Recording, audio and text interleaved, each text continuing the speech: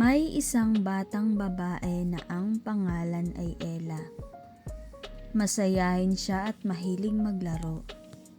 Pero may isa siyang ugali na hindi maganda.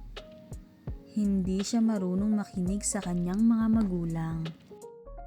Ella, iligpit mo muna mga laruan mo bago ka maglaro ulit. Mamaya na po, Nay, sagot niya habang tumatakbo palabas. Ella, huwag kang lalayo sa bahay, paalala naman ng tatay niya. Opo, pero sandali lang, nasa kabilang kanto na siya nakikipaghabulan. Isang hapon, naglalaro si Ella sa labas nang biglang umulan ng malakas.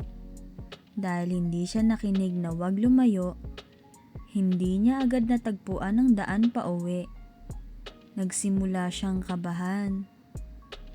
Nanay, tatay, mahina niyang tawag.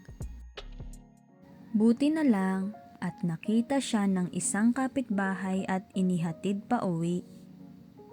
Pagdating sa bahay, sinalubong siya ng kanyang mga magulang ng mahigpit na yakap.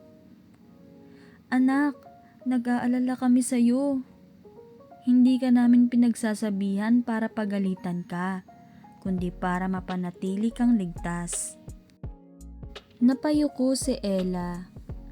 Doon niya naintindihan na ang mga paalala ng kanyang mga magulang ay hindi para pigilan siya, kundi para protektahan siya.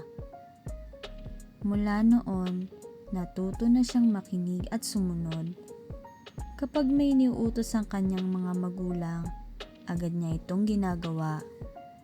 At mas naging masaya at payapa ang kanilang tahanan. Aral ng kwento. Ang mga magulang ay nagbibigay ng payo at utos dahil mahal ka nila. Ang pakikinig at pagsunod ay nagpapakita ng pagmamahal at paggalang.